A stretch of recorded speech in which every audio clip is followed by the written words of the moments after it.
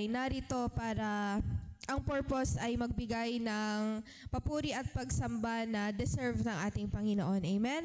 Sabi dito sa 1 Chronicles chapter 16 verse 29, sabi niya dito, "Give to the Lord the glory He deserves. Bring your offering and come into His presence. Worship the Lord in all His holy splendor." Kung may mga Bible po kayo sa ibang version, pwede niyo pong basahin. Ulitin ko, sabi niya, "Give to the Lord the glory He deserves. Bring your offering and come into His presence. Worship the Lord in all His holy splendor." Amen? Sabi doon sa unang binasa natin, give to the Lord the glory He deserves. So tayo pong lahat ay nandito para hindi para umattend, hindi para masabi na nandito tayo, kung hindi nandito tayo sapagkat tayo ay magbibigay ng papuri at pagsamba sa Panginoon na deserve niya. Amen? At tayo ay lalapit sa presensya niya at magbibigay tayo ng worship doon sa kanyang holiness. Amen? So tayo pong lahat ay tumayo. Bago po tayo mag-alay ng ating praise and worship later on, tayo pong lahat ay manalangin sa Panginoon. Tayo pong lahat ay i-welcome ang presensya ng Panginoon sa umagang ito sapagkat wala po tayong ibang i-recognize, wala tayong ibang i-acknowledge sa araw na ito kung hindi ang presensya lamang ng ating Panginoon. Amen?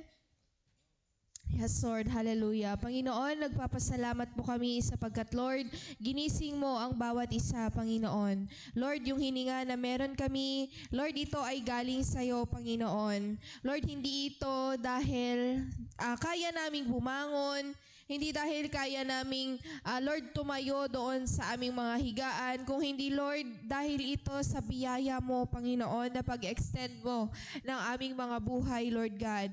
Salamat, Lord, sapagkat narating namin ang araw na ito, Lord, na we are safe and sound, Lord God.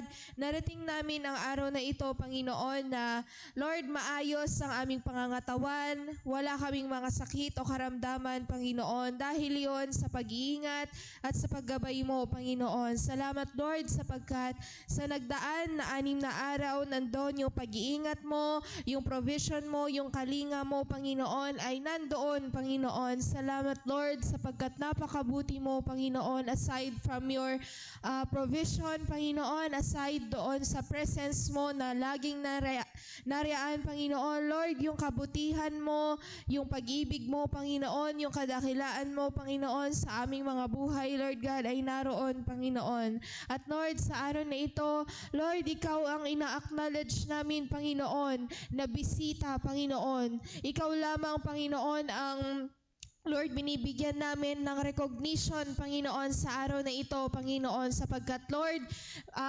Panginoon, yung papuri at pagsamba, Panginoon, na deserve mo, Panginoon, ay para lamang sa iyo, Panginoon. Hindi para sa kung sino mang tao, Panginoon, kung hindi, Lord, yung papuri at pagsamba, Panginoon, ay iaalay namin sa iyo, Panginoon. Lord, prepare our hearts, Panginoon, so that, Lord, kaya naming ibigay, Panginoon, yung worship, Panginoon, yung glory, Lord, na deserve mo, Panginoon. And as we welcome you in this place, Lord God, Panginoon, isaturate mo nga ang lugar na ito, Panginoon, ng yung banal na presensya, Lord God. Saturate this place with your love, Panginoon, na Lord, nag-uumapaw, Panginoon, sa aming mga puso, Panginoon, yung pag-ibig at presensya mo, Panginoon. Lord, sa mga puso na narito, Lord God, dalangin ko po, Panginoon, na linisin mo ang puso ng bawat isa. Linisin mo ang isip ng bawat isa, Panginoon. At hayaan mo, Lord, na ang manahan lamang, Panginoon, sa amin sa oras na ito, Panginoon, ay walang iba, Lord God, kung hindi ang pakikipag-fellowship namin sa iyo, Panginoon. Lord, wag mong hayaan na magkaroon ng distraction ng bawat isa, Panginoon. Bagkus, Lord, hayaan mo nga, Panginoon, na yung focus namin ay nakafocus lamang sa iyo, Jesus. Na Lord, yung aming attention, Panginoon, is nakalak, Panginoon, pagdating doon sa iyo, Panginoon, na wala po kaming ibang titignan, Panginoon, kung hindi ikaw lamang, Panginoon. Lord, yung praise and worship para sa iyo, Panginoon, and yung word of God ay para sa amin. Kaya't Ama, doon sa praise and worship, Lord God, ay Lord, mag-aalay kami ng papuri at pagsamba na deserve mo, Panginoon, na nagmumula doon sa aming mga puso, Panginoon, sapagkat alam namin, Panginoon, na kung paano rin kami nauuhaw sa pagbibigay sa iyo ng praise and worship, sa kung paano din kami nauuhaw na maranasan ng iyong presensya, ay ganun din yung nais mo, Panginoon, na Lord God, maramdaman sa mga anak mo, Panginoon, yung tunay, Panginoon, na worship, Lord God, na nanggagaling doon sa spirit at puso ng bawat isa, Panginoon. Kaya't Ama, lukuban mo ang lugar na ito ng iyong banal na presensya. Lukuban mo ang bawat churches, Panginoon, na magdaraos ng ganitong gawain, Panginoon, na Lord, this church, Panginoon, will shine, Panginoon, na Lord God, yung mga nakapaligid dito, Panginoon, ay makikita yung taglay mong liwanag, Panginoon, na Lord, hindi yung church building yung maitataas, hindi yung mga tao sa loob ang maitataas, kung hindi yung glory mo, Panginoon, ang makikita, Panginoon, ng bawat kaluluwa na nakapaligid sa lugar na ito, Panginoon. Let this place, Panginoon, shine, Panginoon, because of your glory. Let this place shine, Lord God, because of your presence, Panginoon, not because of the people inside of this church building, Panginoon. Salamat, Lord God, at Panginoon, ikaw nga ang maitanghal, ikaw ang maitaas, Panginoon, sa lugar na ito, Panginoon, magmula sa umpisa hanggang sa matapos ang gawain na ito, Panginoon. Lord, yung victory upon victory ay pagkaloob mo, Panginoon, sa bahay-sambahan na ito at sa lahat ng churches, Panginoon, na magdaraos ng ganitong gawain. Pumasok ka, Panginoon, sa puso ng bawat isa at pagharian mo ang buhay ng bawat isa, Panginoon. At Lord, sa iyo nga namin ibinabalik ang pinakamataas sa papuri, pagsamba, pasasalamat at pagdakila ay tanging sa iyo at sa iyo lamang, Panginoon. Salamat sa iyong kabutihan, salamat sa iyong pag-ibig, at salamat sa iyong presensya, Panginoon. Lord, work in this place, Panginoon. Lord, kumilos ka sa puso ng bawat isa. At alam namin, Panginoon, na meron at meron kang gagawin at meron kang babaguhin, Panginoon, sa aming pag-aawitan. Muli, Panginoon, sa iyo namin ibinabalik, Lord God, ang pasasalamat, pagdakila at papuri ay tanging sa iyo at sa iyo lamang, Panginoon. At ang lahat nga po ng anak at pinagpala ng Panginoon ay pumalakpak at magsabi ng Amen. Hallelujah.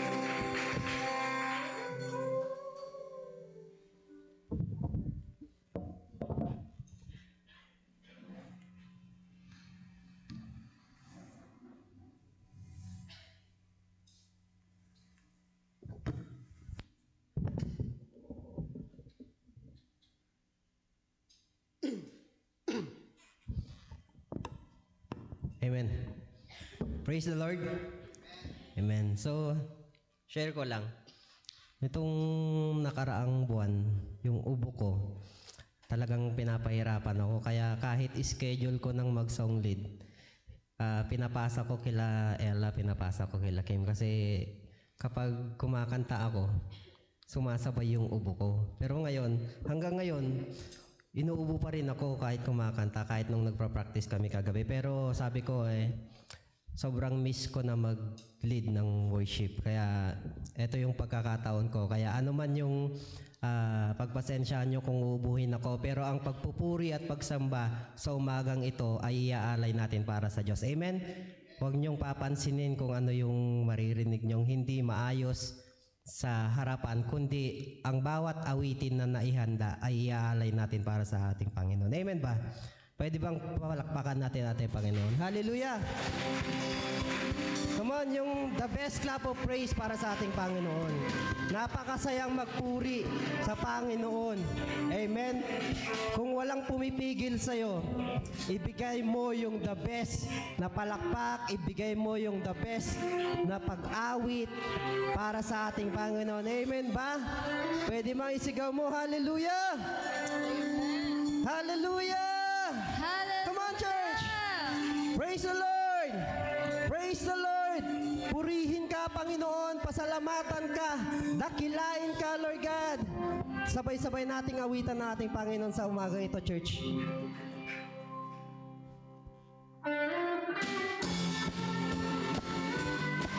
Yes, Lord!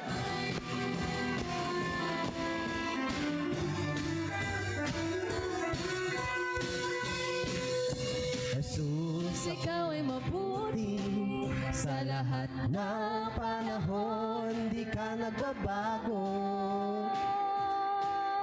Tapat kang ang tunay, kaya naman ang puso ko'y nagpupuri. Nagpapasalamat sa iyong kabutihan, sa iyong kahabagan. Sa biyaya mo lamang, Lord God. Sa biyaya mo lamang ako nabubuhay. Sa biyaya mo lamang ako nakakapagpuri. Sa biyaya mo lamang ako kumakapit. Ang lahat nito'y biyaya mo sa akin.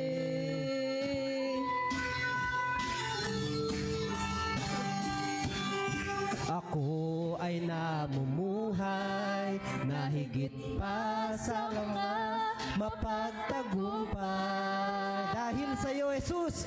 Dahil sa iyo, Jesus. Kaya naman ang puso ko'y nagpupuri. Nagpapasalamat sa iyong kabutihan, sa iyong kahabagan.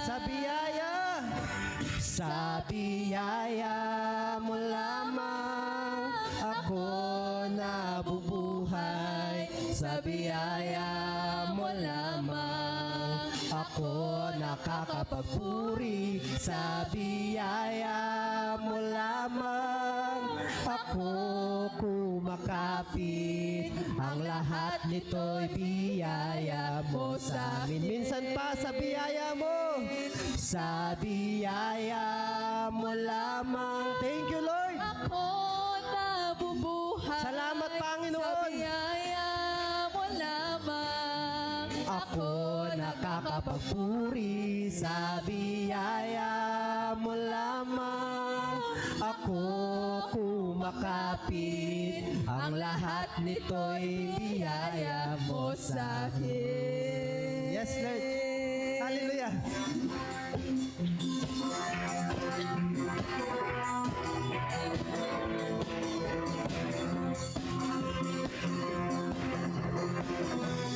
Sabay-sabay nating awitin. Sasayaw sa duwag at pasasalamat, tatalon sa galak at papupurihan ka. Sasayaw sa duwa at pasasalamat, tatalon sa galak at papupurihan ka. Minsan pa, sasayaw sa tuwa at pasasalamat, tatalon sa galak at papupurihan ka. Papupurihan ka. Come on, church! Sa biyaya mo lamang ako nabubuhay. Yes, church! Sa biyaya mo lamang Ako nakakapagpuri. Sa biyaya mo lamang ako kumakapit. Ang lahat nito'y biyaya mo sa amin. Sa biyaya mo lamang sa biyaya mo lamang. Ako nakakapagpuri sa biyaya mo lamang. Ako kumakapit, ang lahat nito'y biyaya mo sa akin. Ang lahat nito, Lord God, ang lahat nito'y biyaya mo sa amin. For the last time, ang lahat nito'y biyaya mo sa amin. Salamat, salamat, Lord!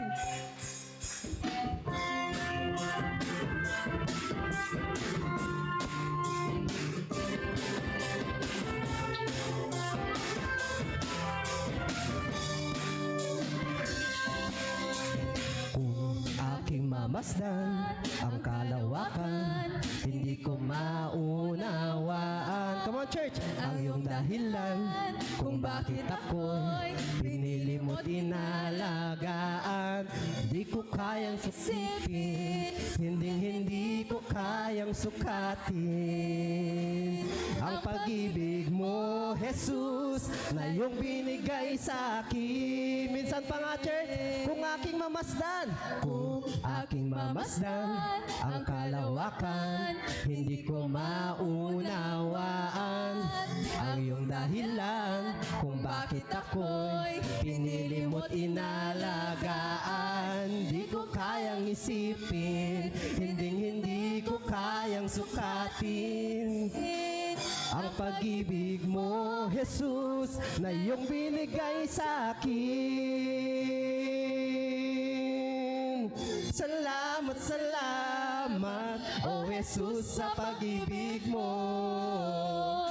Walang ibang nagmahal sa akin ng katulad mo. Salamat, salamat, O Jesus, sa pag-ibig mo. Kami magsasaya sa piling mo.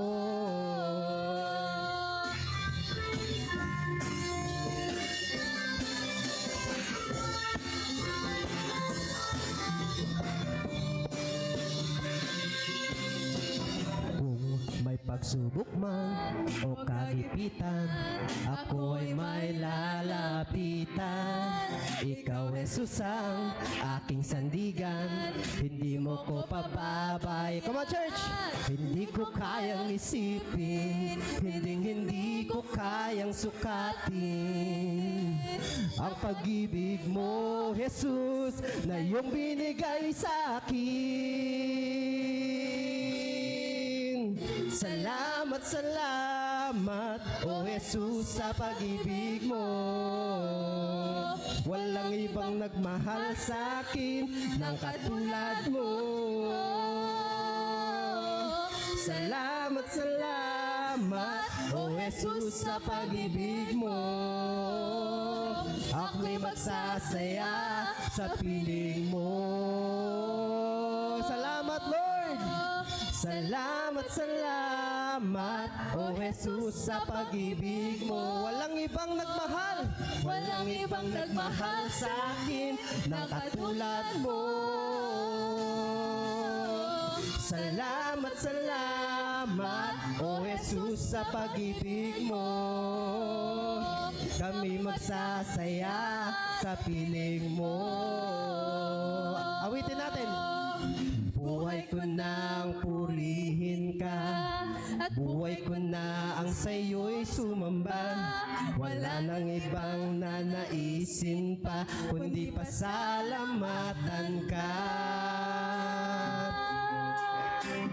Buhay ko nang purihin ka, buhay ko na ang sa'yo'y sumamba. Wala nang ibang nanaisin pa, kundi pasalamatan ka. Come on, church! Awitin natin, buhay ko na ang purihin ka. Buhay ko na ang sa'yo'y sumamba. Wala nang ibang nanaisin pa, kundi pasalamatan ka. For the last time, buhay ko na Buhay ko na ang purihin ka, at buhay ko na ang sa'yo'y sumamba. Wala nang ibang nanaisin pa, kundi pasalamatan ka. Salamat, salamat, O Jesus, sa pag-ibig mo. Walang ibang nagmahal sa akin ng katulad mo. Salamat, salamat, O Jesus, sa pag-ibig mo. Kami magsasaya sa piling mo. Salamat, Lord! Salamat, salamat, O Jesus, sa pag-ibig mo. Ikaw lamang, Lord God, Walang ibang nagmahal sa akin ng katulad mo. Salamat, salamat, O Jesus, sa pag-ibig mo. Kami magsasaya, kami magsasaya, kami magsasaya sa piling mo. Thank you, Lord. Salamat, salamat, salamat, Lord. Hallelujah. Tunay nga, Lord God, na napakabuti mo, Panginoon. At wala nang ibang nagmahal sa amin ng katulad mo, Lord God. Lord, tanggapin mo yung aming pag-aawitan sa umagang ito, Lord God. Tanggapin mo yung bawat awit na nanggagaling sa mga bibig ng mga anak mo nandirito sa lugar na to, Panginoon. Nais naming magbalik sa iyo ng pasasalamat, Lord God.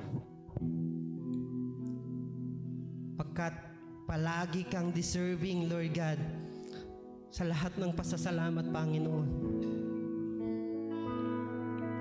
Oh, we thank you, Lord.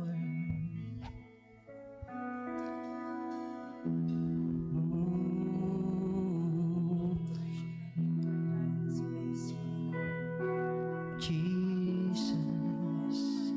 Let's worship the Lord. Hallelujah.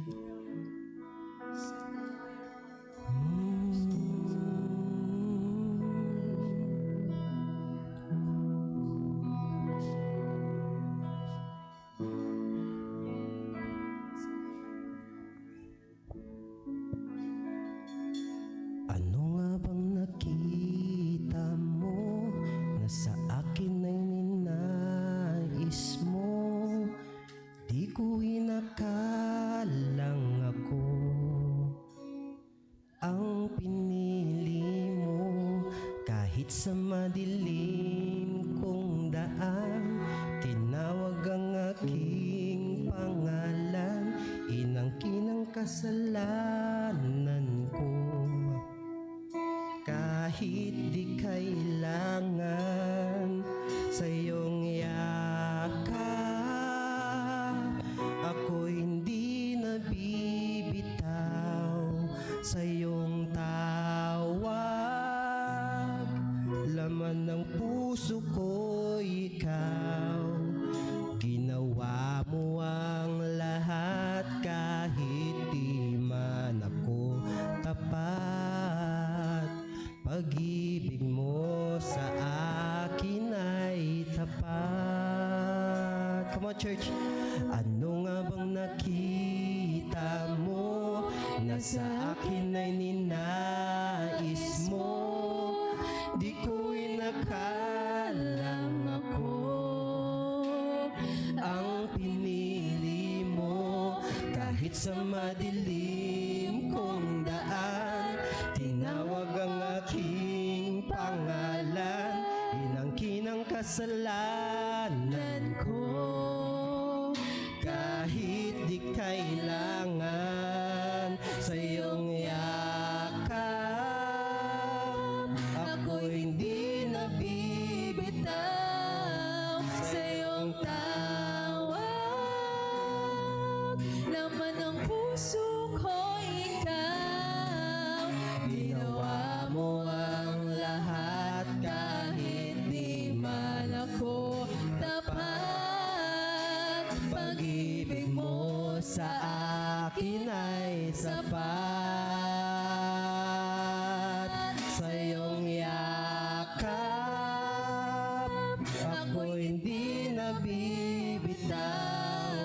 sa iyong tawag.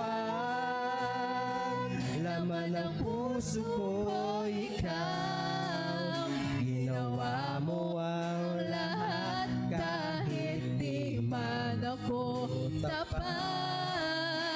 Pag-ibig mo sa akin ay sapat. Sa iyong yakap, sa iyong yakap,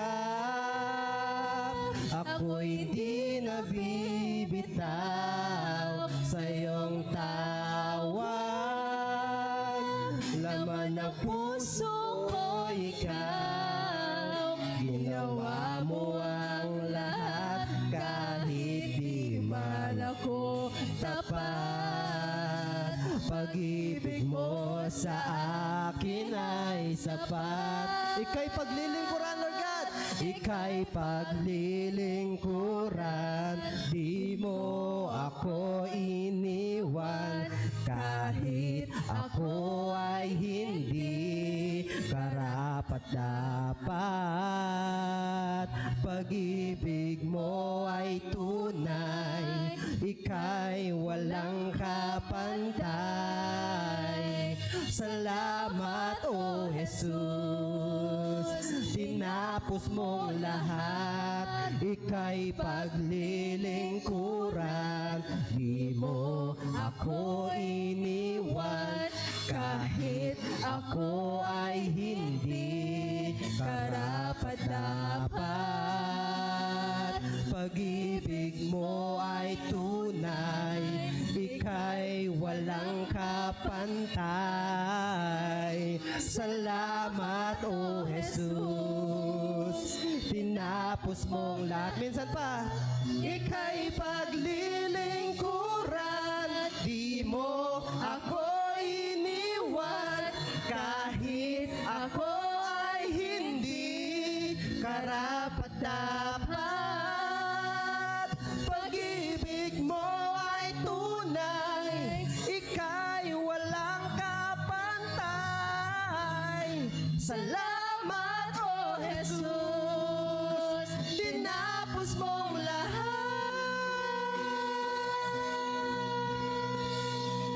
Sa iyong yakap, ako hindi nabibitaw. Sa iyong tawag, laman ng puso ko, ikaw. Ginawa mo ang lahat kahit di man ako tapat. Pag-ibig mo sa akin ay sapat.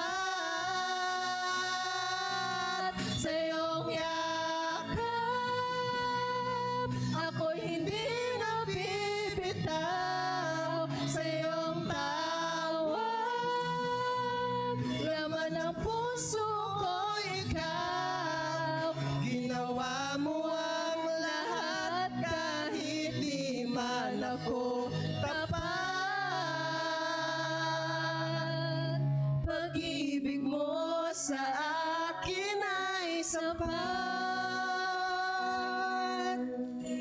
Pag-ibig mo sa akin ay sapat.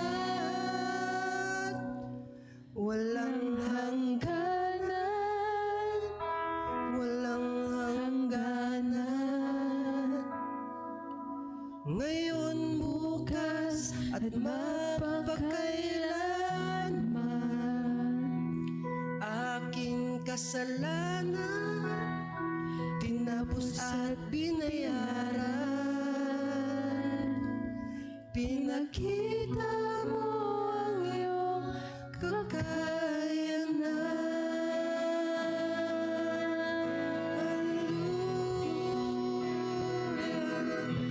We worship you, Jesus. Salamat, Panginoon.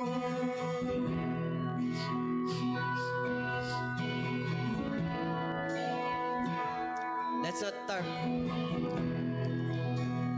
Hindi tayo hihinto sa pagsamba sa ating Panginoon. Wala nang papantay pa sa kabutihan mo.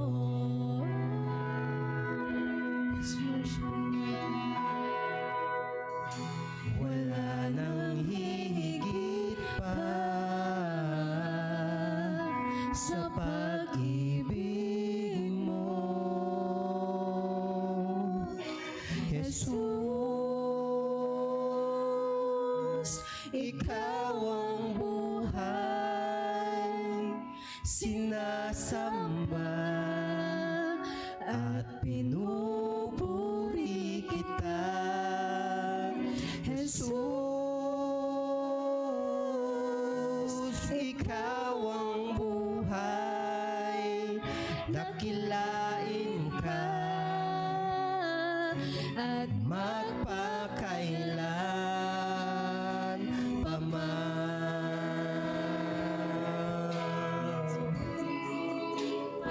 Oh, we worship you. Awitan natin ang ating Panginoon, Lord God. Wala nang papantay pa sa kabutihan mo. Yes, Lord, wala na, Panginoon. At wala nang hihigit pa sa pag-ibig mo, Jesus. Ikaw ang buhay, sinasamba at pinupuri kita, Jesus. Ikaw ang buhay, dakilain ka at magpakailan paman, Jesus. Jesus. Ikaw ang buhay, sinasamba at pinupuri kita, Jesus. Ikaw ang buhay, dakilain ka at magpakailan pamay. Papuri ay tanging sa iyo, dakilang Diyos, Hari at Panginoon. Pasasalamat ay sa iyo sa kabutihan mo at pagmamahal mo. Papuri ay tanging sa iyo, dakilang Diyos, Hari at Panginoon. Pasasalamat ay sa iyo. Come on, church! Sa kabutihan mo at pagmamahal mo, papuri ay tanging sa iyo, dakilang Diyos, Hari at Panginoon. Pasasalamat ay sa iyo, sa kabutihan. Sing it, church! Ang papuri ay tanging sa iyo, Lord God! Papuri ay tanging sa iyo, sa dakilang Diyos, Hari at Panginoon. Pasasalamat ay sa iyo, sa kabutihan mo at pagmamahal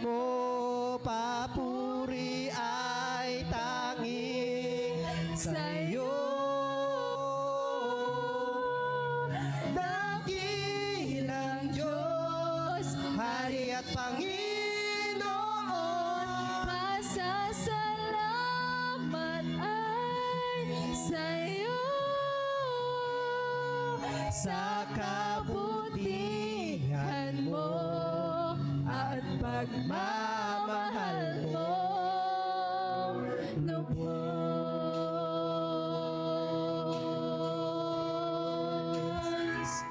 Sa kabutihan mo at pagmamahal mo, lubos.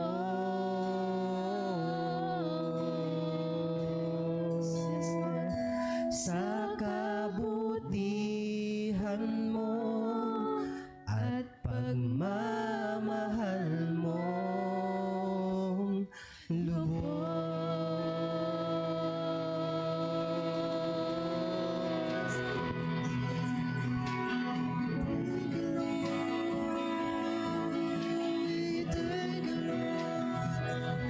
Papuri ay tanging sa'yo, Panginoon Yesus. Sa'yo,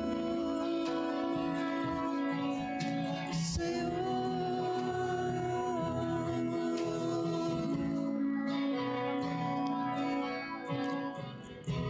Lord, tanggapin mo ang lahat ng papuri na tanging sa iyo lamang, Lord God.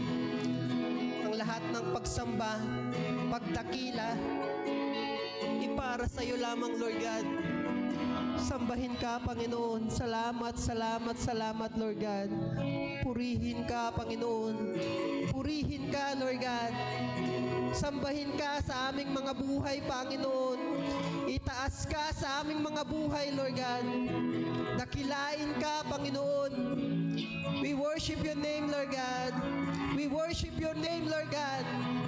We give thanks sa pangalan mo, Jesus. Jesus, we thank you, Lord. We thank you, Lord. Panginoon, salamat sa presensya mo sa umagang ito, Lord God. Salamat sa pagsama mo, Panginoon. Salamat sa biyaya, sa kagalakan na nagmumula sa iyo, Panginoon. Salamat sa buhay na meron kami, Lord God. Salamat sa kalakasan. Salamat sa hininga. Salamat sa lahat-lahat ng meron kami, Panginoon. Ang lahat ng meron kami ay nagmula sa iyo. Kaya deserve mo ang pasasalamat, Lord God. Come on, church. Let's give thanks to the Lord. Thank you, Lord. Salamat, Panginoon. Tanggapin mo ang aming pasasalamat sa matamis na pangalan ni Jesus. Ang lahat nga ay pumalakpak at magsabi ng Amen.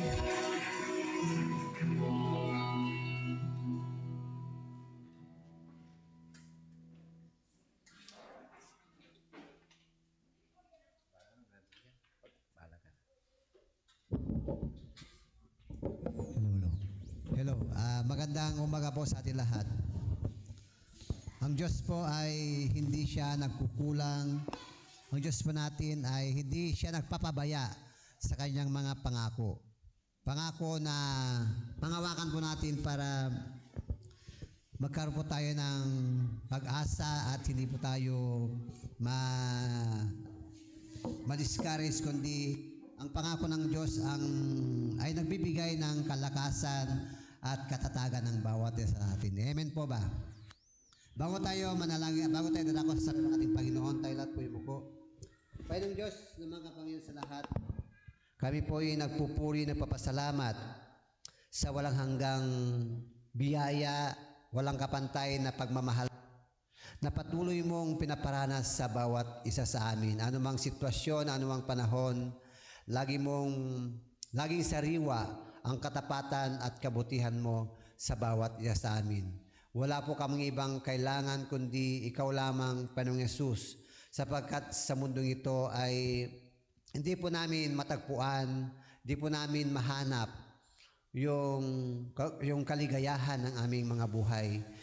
Kailangan ka namin sapagkat nasa iyo na lahat, Panginoon. Sinabi mo sa iyong mga salita na wala po kaming magagawa kung wala ka sa aming mga buhay, Panginoon. Kaya ayan namin, Panginoon, na lagi po kaming nakakapit, lagi po kaming nakakonekta sa iyong kapangyarihan, sa iyong biyaya, sapagkat, O Diyos, ang mundong ito ay punong-puno ng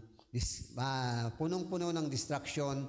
Ang mundong ito, O Diyos, ay marami pong mga bagay para mapahamak, para magkaroon po ng kahinaan ng mga tao na hindi nagtitiwala sa iyo, Panginoon. Kaya thank you, Lord. Ikaw ang aming kalakasan. I-bless mo ang mga salita mo para sa ganoon ay magbibigay kalakasan ng aming physical na pangatawan, Panginoon. At ito po ang aming dalangin sa pangalan ni Jesus. Hangat po magsabi ng Amen at Amen. So nung anong araw yun, yung nangyari, yung aksidente po sa San Felipe, talagang Kaya bago tayo lumabas sa tahanan po natin, laging manalangin. Yun po yung pinaka-the best na sandata natin. Kahit tayo ay maingat na driver, kahit tayo nag-iingat, kung yung mga kasalubong naman natin na sasakyan ay hindi maingat, ay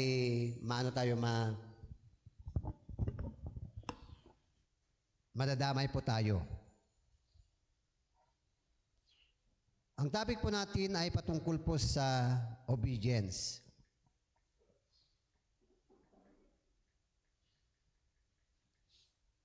Sa Biblia po ay napakalawak ang patungkol po sa pagsunod.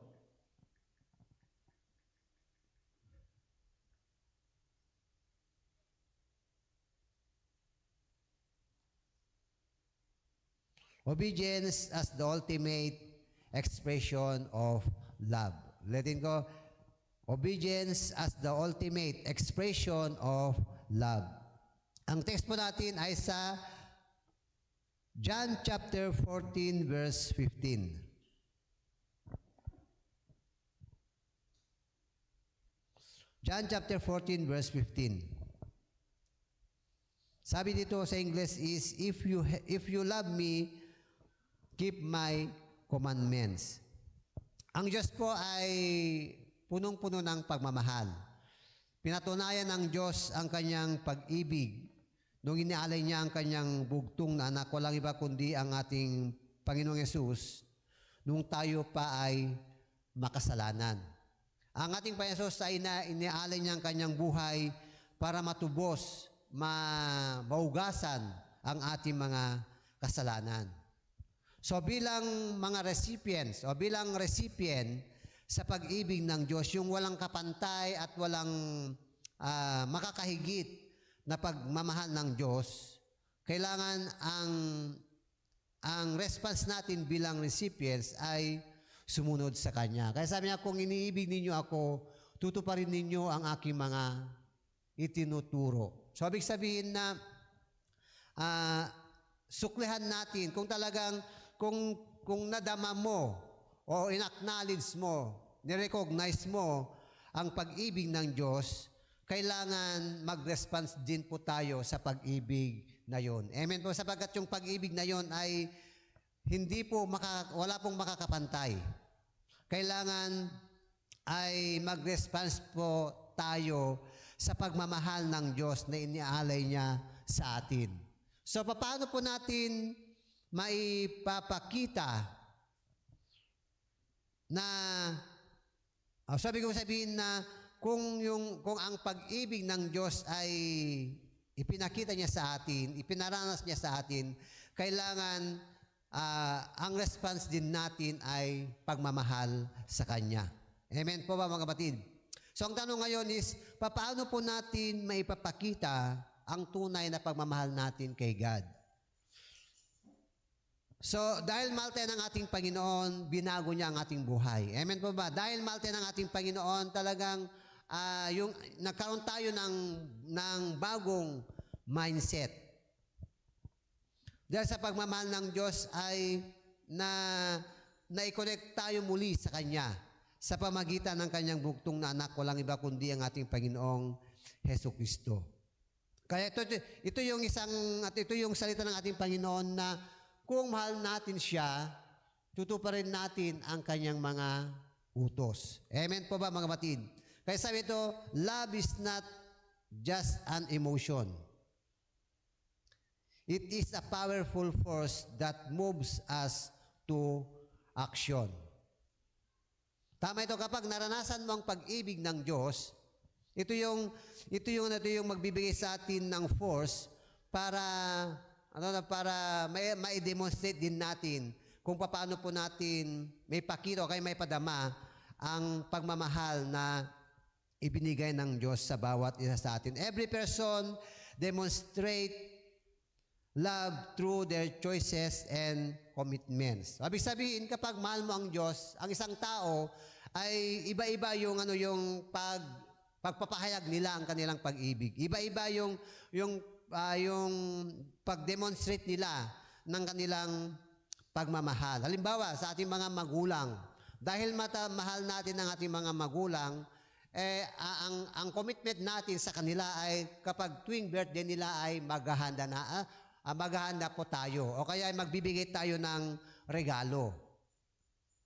So, ang ganun din tayong mananampalataya. Bawat mananampalataya ay meron pong choices o kaya ay commitment para may padama nila yung pagmamahal nila sa ating Panginoon. Amen po ba mga batid? So may demonstrate natin ang pasasalamat natin kay God sa pamagitan ng paghahandog ng mga papuring awit. May demonstrate natin ang pagmamahal natin kay God sa pamagitan ng ating pagsamba o kaya ay pagdalo sa kanyang mga gawain.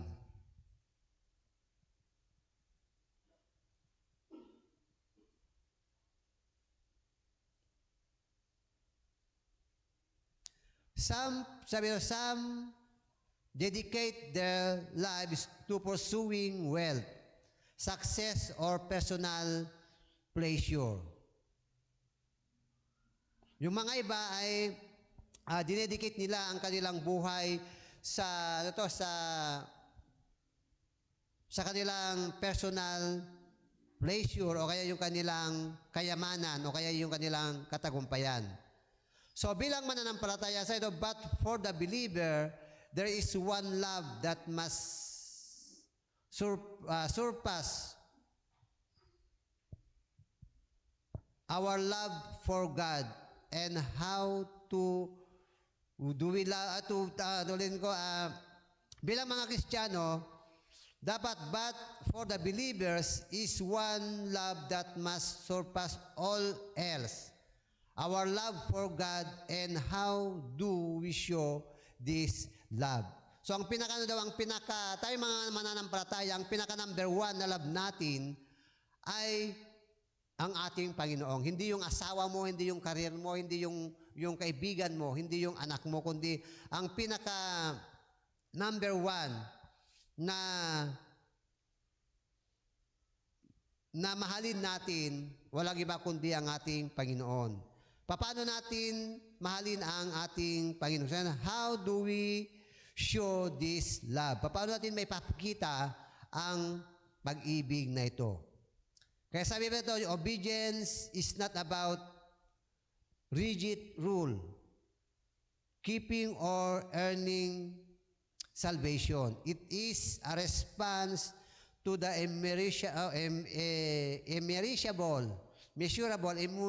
measurable love that God has already shown. Ulitin ko, dapat ang response natin ay ang pag-response natin, yung walang sukat, hindi natin masukat na pagmamahal ng Diyos, ay yung pagsunod sa Kanya.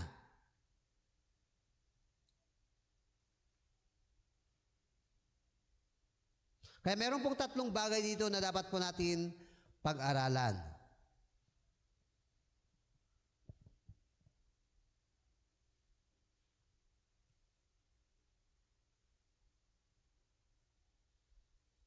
So ulitin ko, it is a response to immeasurable love that God has already shown us. It is the highest form of worship.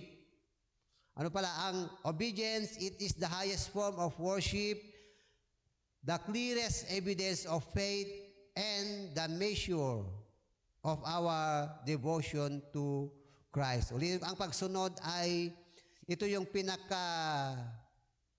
taas na form ng ating pagsamba sa Diyos. The clearest evidence of faith. Ito yung pinakaklarong, pinakamaliwanag, na ebidensya sa pamagitan ng ating pagsunod. The clearest evidence of faith. Ang pagsunod ay ito yung pinakamaliwanag, nagpapatunay yung pananampalataya natin sa Kanya, and the true measure of our devotion to Christ. So, meron po tayong tatlong pag-aral dito. Number 1 is the connection between love and obedience. Ayun ang una, the connection between love and obedience. Ano ba yung connection ng pagsunod at ang pag-ibig at ang pagsunod? Why obedience is inseparable from love? Bakit ang pagsunod ay hindi pwedeng hiwalay natin ang pag-ibig? Number 2 is the characteristic of a heart devoted to obedience. Ano po ba yung katangian ng isang mananampalataya bilang tagasunod ni Kristo? The characteristic of a heart devoted to obedience. What a life of love, driven obedience looks like. Anong klaseng pagsunod ang makikita sa atin? Pangatlo is the rewards of walking in obedience. So kung ikaw ay sumusunod sa ating Panginoon, meron po tayong reward. How God blesses those who follow Him wholeheartedly. Punta tayo sa number 1 is the connection between love and obedience. Love is more than words. It requires action. Ulitin ko, doon po sa the connection between love and obedience, letter A is love is more than words. Ibig sabihin, ang pag-ibig ay higit pa sa salita o kaya ay yung lumalabas sa ating mga bibig. It requires action. Tama ito na maraming nagsasabi na mahal nila ang Diyos pero hanggang doon lang. Pero sa action ay hindi nila napapatunayan. Kaya ang pagmamahal is more than word. It requires action. Kung dapat magkasama yung sinasabi mo at ginagawa mo. Kung ano yung sinasabi mo, dapat mo itong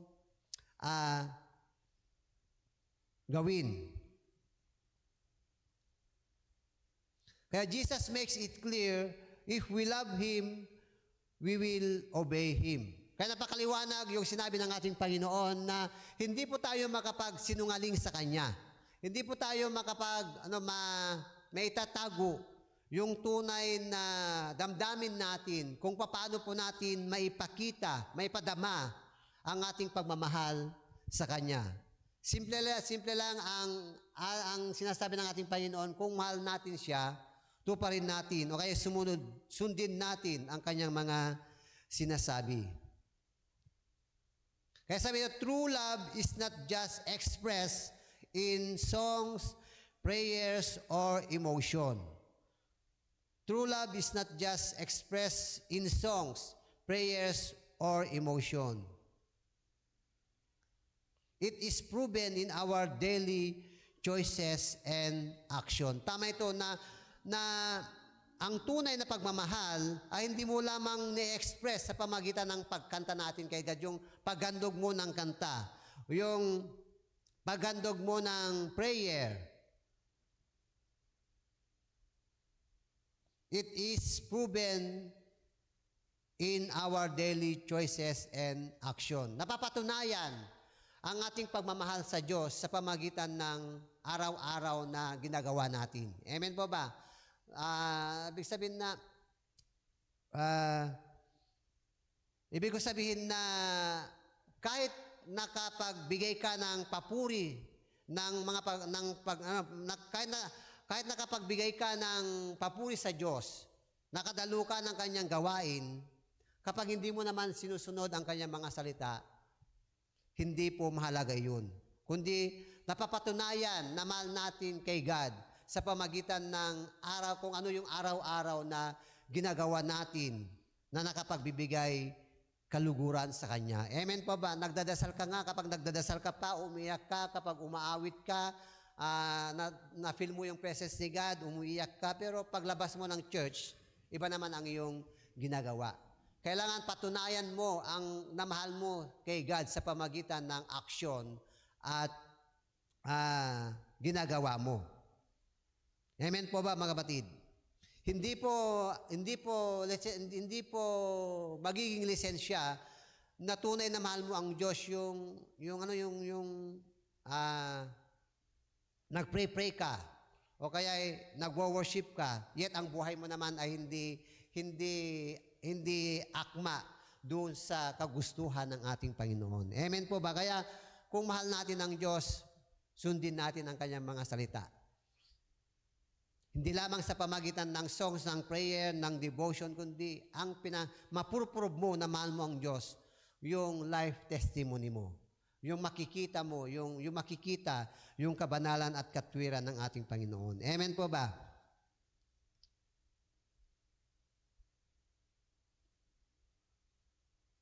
Hindi ko sinasabi na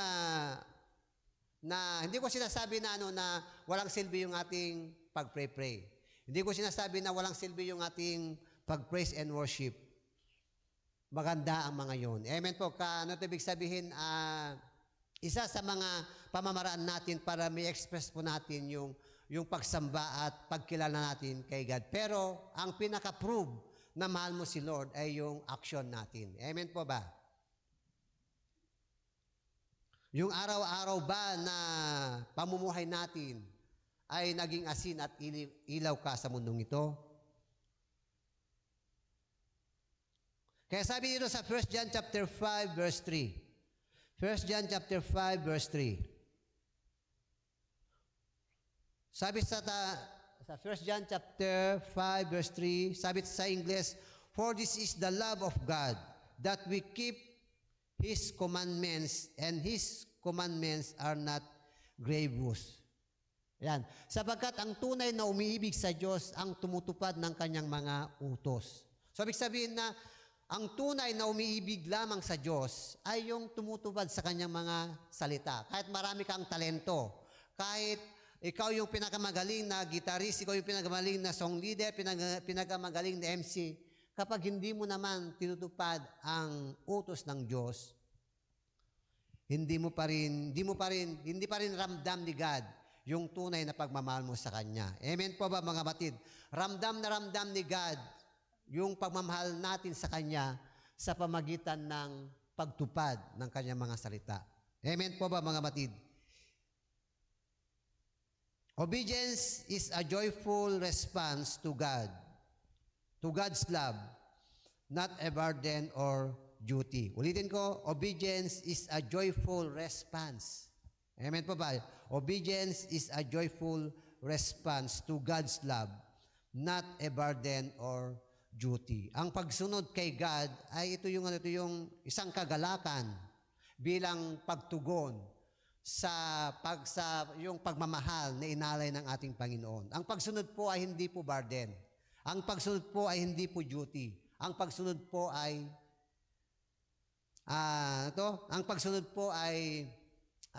isang kagalakan bilang pagtugon natin sa kabutihan at katapatan ng ating Panginoon. Amen po ba? In short, ang pagsunod ay mandatory sa mga tunay na nagmamahal sa Diyos. Amen po ba, mga batid? Pero sa mga hindi tunay na nagmamahal sa Diyos, magiging burden para sa kanila. Pero yung mga Kristiyanong hindi tunay na nagmamahal sa Diyos, ay parang obligasyon, o kumbaga parang duty ang kanilang ginagawa. Kundi bilang ang tunay na Kristiyano ay ang obedience, ang pagsunod ay mandatory. Amen po ba mga kapatid? Meron bang example dito ay si Abraham. Si Abraham talagang matindi yung kanyang pagsunod kay God. Si Abraham ay isang araw ay nangusap ang Diyos sa kanya. Nangusap ang Diyos sa kanya na ialay yung kanyang nag-isang anak. Biro nyo, miracle baby, hiningi ng Diyos kay Abraham na ihandog siya. So ano po ang response ni Abraham? Dahil mahal niya si God, hindi niya pinagkait na sinuway ang utos ng Diyos. Hindi niya sinabi, Lord, miracle baby si Isaac, bakit pa namin ialay sa iyo? Lord, kaisa-isa naming anak si Isaac, bakit kailangan pa naming ihandog sa iyo? Bakit hindi na lang hayop ang aming ihandog sa iyo? So, si Abraham ay sinunod niya kung ano yung utos ng Diyos sa kanya. Bakit niya nasunod? Kasi mahal na mahal niya ang Diyos. Abraham was willing to sacrifice Isaac because he trusted and loved God above all else. Talagang matindi yun yung pagsunod ni Abraham. Kaya niyang ibinigay niyang inihandog niyang kanyang kaisa-isang anak na Isaac dahil mahal na mahal niya ang Diyos. Abraham was willing to sacrifice Isaac because he trusted and loved God above all else. Kaya kung mahal mo ang Diyos, kung sabihin kung higit sa lahat, mahal mo ang Diyos, kaya mong isakripisyo ang lahat ng meron sa atin. Para mapatunayan mo na mahal mo siya, kailangan patunayan mo ito sa pamagitan ng pagsunod mo sa Kanya. Amen po ba mga kapatid? His obedience was not reluctant. It was immediate, complete, and faith-driven. Ano yung reluctant? Parang pinipilit ba siya? Hindi napipilitan.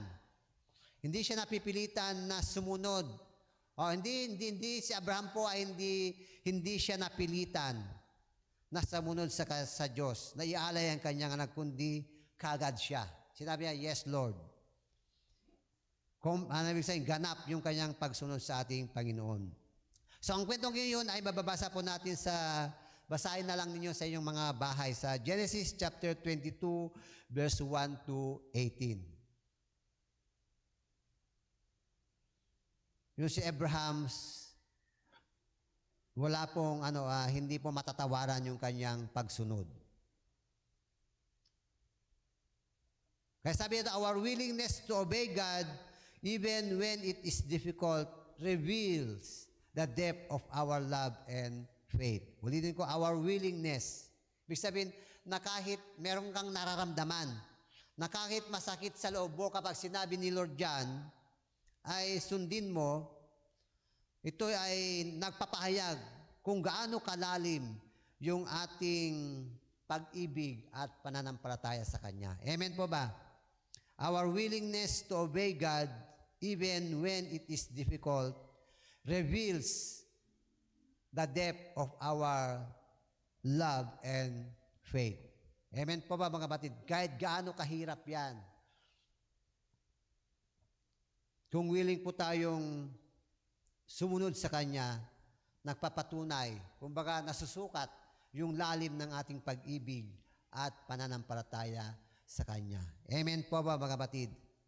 Kaya, sino ba yung Isaac sa ating mga buhay? Si Abraham, kaya niyang sinakripisyo yung Isaac niya sa kanyang buhay. Napatunayan niya sa Diyos, nakita ng Diyos yung lalim ng kanyang pagmamahal. Napatunayan niya yung sinseridad at dalisay na pagmamahal ni Abraham. Ayan po yung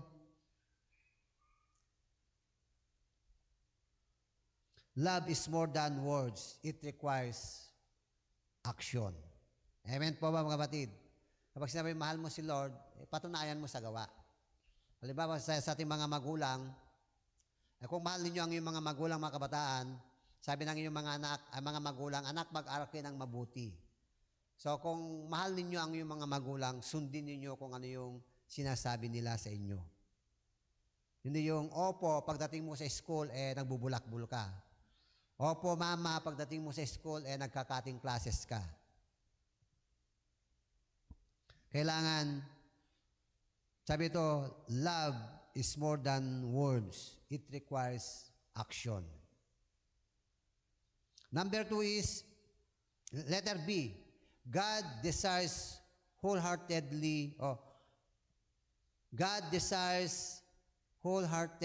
and exclusive devotion. Ang hinahangad ni God ay yung buong puso. Hinahangad ni God yung buong puso na pagsunod sa Kanya. Sabi doon sa Exodus chapter 20 verse 3. Exodus chapter 20 verse 3.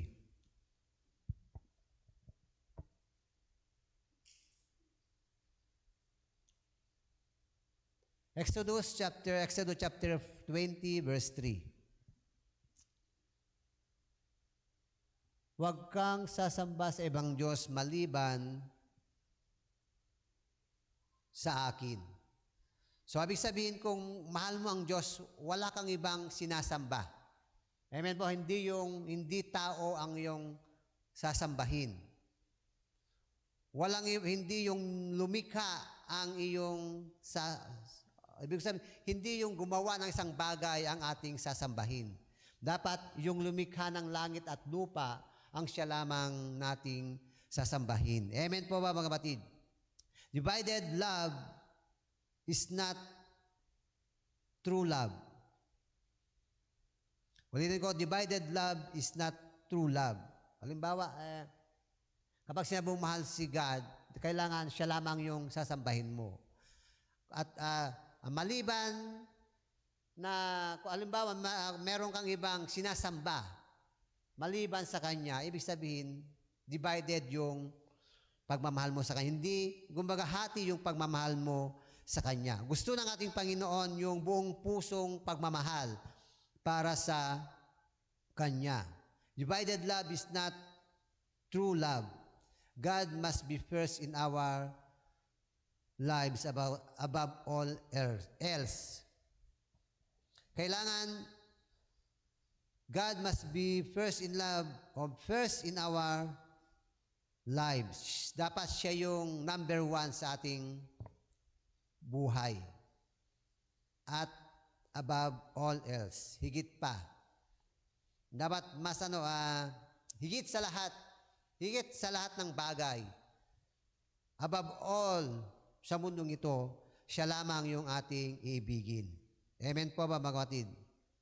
Kaya sabi doon sa Matthew chapter 6 verse 24, Matthew chapter 6 verse 24.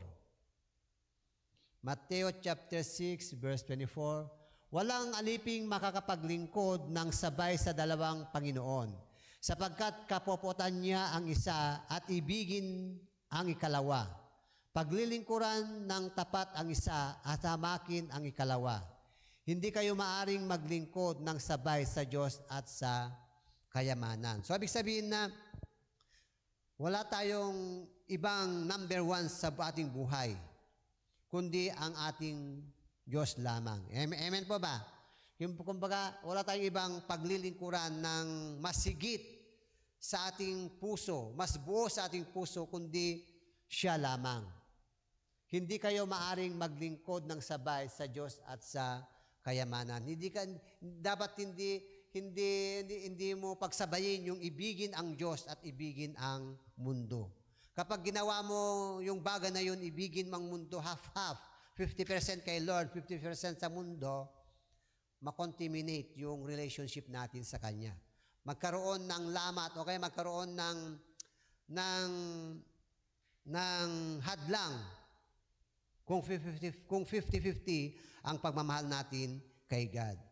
So ang gusto ng Diyos sa atin ay yung buong pusong pagmamahal, buong pusong pagsunod. Amen po ba mga kapatid?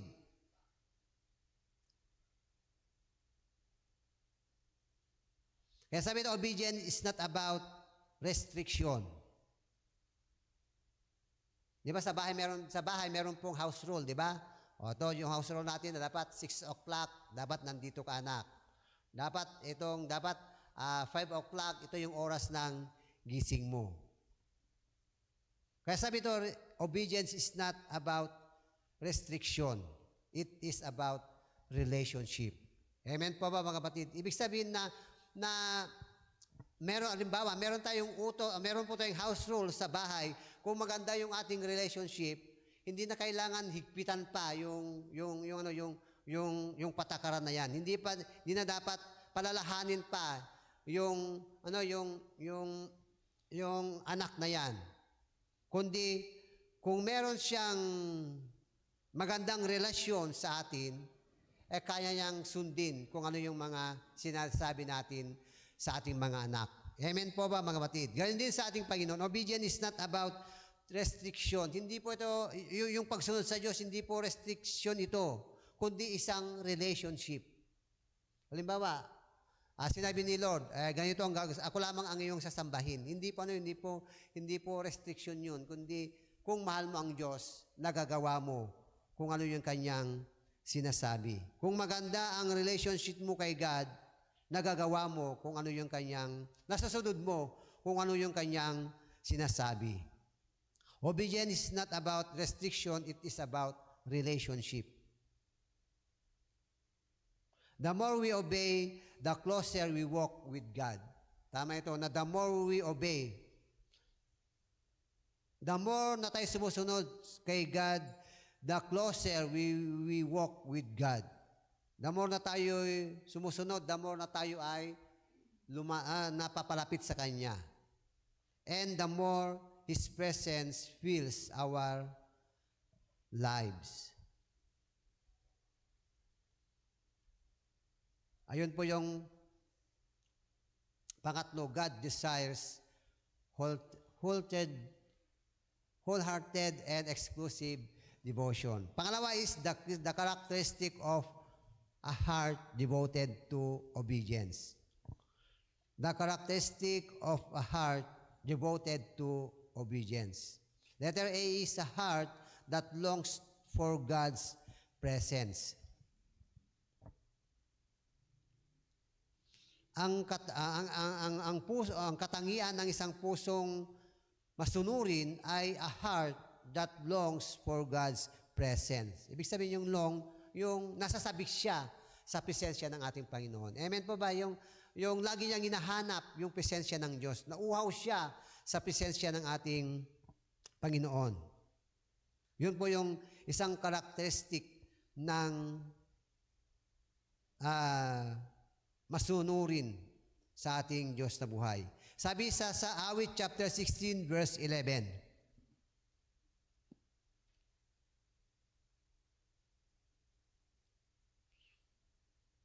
Yung mga taong masuwayin o pasaway, ang kanilang kinakasabikan ay presensya ng mundo. Yung mga taong hindi sumusunod sa Diyos o yung mga unbeliever, ang kanilang kinakasabikan ay yung gawain ng mundong ito.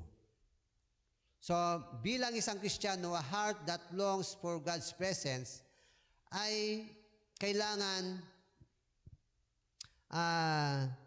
those who love God crave time with Him in prayer, worship, and His Word. Sabi doon sa Awit chapter 16 verse 11, sabi niya, ituturo mo ang landas na patungo sa buhay. Sa piling mo'y madarama ang lubos na kagalakan. Ang tuloy mo'y nagdudulot ng ligayang walang hanggan. ituturo mo ang landas na patungo sa buhay. Sa piling mo'y madarama ang lubos na kagalakan. Dapat ang isang naglolong sa ating Panginoon, laging in love siya sa Kanya. Yung mga Kristiyanong nananabik, hanapin ang presensya ng Diyos, sila yung na-in love kay God. Kaya those who love God crave time with Him in prayer, worship, and His Word. Kaya yung mga Kristiyano na masunurin sa ating Panginoon, nagbibigay sila ng time sa panalangin, sa pag-worship, at pagbabasa ng salita ng ating Panginoon. Amen po ba? Binibigyan nila ng time kumbaga, nagkakaroon sila ng devotion sa ating Diyos. Dahil sila ay uhaw, ayaw nilang, kapag uhaw ka sa presensya ng ating Panginoon, araw-araw ito ay ginagawa. Kumbaga, parang hinahanap mo yung kinaugalian mong ginagawa. Katulad ng, halimbawa, pagising mo ng umaga, meron kang schedule ng devotion time. Lagi mong hinahanap yan. Kahit saan ka mapunta, lagi mong hinahanap yung presensya ng Diyos. Matatagpuan mo lamang siya sa pamagitan ng devotion. Ulitin ko na ang mga Kristiyanong nauhaw, naglolong sa presence ni God ay naglalaan sila ng panahon ng pananalangin, pag-worship, at pagbabasa ng salita ng ating Panginoon. Amen po ba, mga batid? Love for God transform spiritual disciplines from obligation into desires. Love for God transform spiritual discipline. Tama ito na kapag mahal mo ang Diyos, kapag lagi kang uhaw sa presensya ng ating Panginoon, nagkakaroon po tayo ng spiritual discipline. Napakaganda yun. Halimbawa, sa ating katawan, para hindi ka ma-high blood, para magkaroon ka ng magandang kalusugan, dapat disiplinahin mo ang iyong sarili sa mga pagkain. Kailangan, bawal ganito, wag sobrang ganito, wag sobrang ganito. Ganun din sa ating buhay spiritual. Kung tayo po ay uhaw sa presensya ng ating Panginoon, ibig sabihin na nagkakaroon po tayo ng spiritual discipline. Dati, 1 oras mo sa barkada.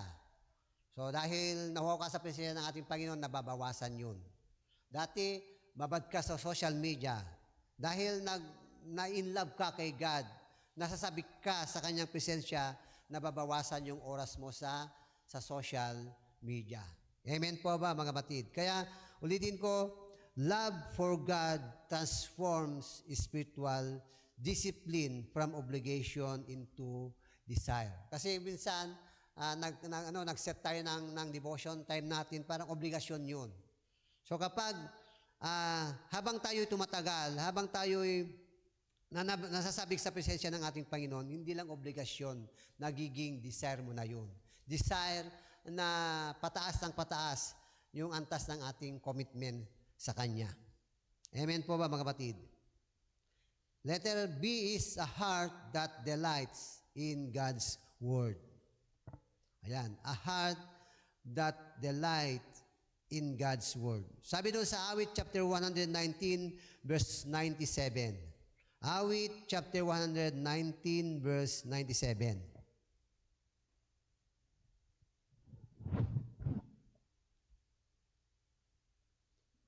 Awit chapter 100. O ang iyong mga utos ay tunay kong iniibig. Araw-araw sa maghapon ay siya kong iniisip. Ulitin ko, o ang iyong mga utos ay tunay kong iniibig. Araw-araw sa maghapon ay siya kong iniisip. So, ibig sabihin na hindi siya nagsasawa si King David na sabi niya araw-araw maghapon niyang iniisip ang salita ng ating Panginoon. Amen po ba? Ibig sabihin, parang yung salita ng Diyos, gawin nating inspirasyon sa ating mga buhay. Dapat masaya nating tanggapin, masaya nating basahin o i-meditate ang salita ng ating Panginoon. Loving God means treasuring His Word. Ibig sabihin, pagyamanin mo ang salita ng ating Panginoon. Ano man season, huwag mong sabihin na, ibig sabihin, in any season, yung treasuring His Word, ibig sabihin yan na anumang sitwasyon, dapat maniwala ka sa kanyang mga salita. Ikaw man yung nalulungkot, nadadown, frustrated, dumaan man tayo sa iba-ibang sitwasyon, meron man tayong pinagdadaanan, meron mang unexpected na nangyari, para ibig ko sabihin na kailangan i-treasure lang natin yung salita ng ating Panginoon. Pangalagaan natin, pagyamanin natin, na wag natin, Lord, parang hindi totoo ang mga sinasabi mo Wag natin question, kundi i-treasure natin ang kanyang mga salita. Amen po ba, mga batid? Kung minsan parang, Lord, hindi totoo ang sinabi mo. Lord, parang taliwas yung salita mo sa nangyari sa aking buhay. Wag po natin sabihin, kundi i-treasure po natin. Itago natin sa kaibuturan ng ating mga puso ang mga salita ng Diyos. Amen po ba, mga batid? Yung mga tao, di ba meron pong parable doon na marami pong klaseng tao ang tumanggap sa salita ng ating Panginoon.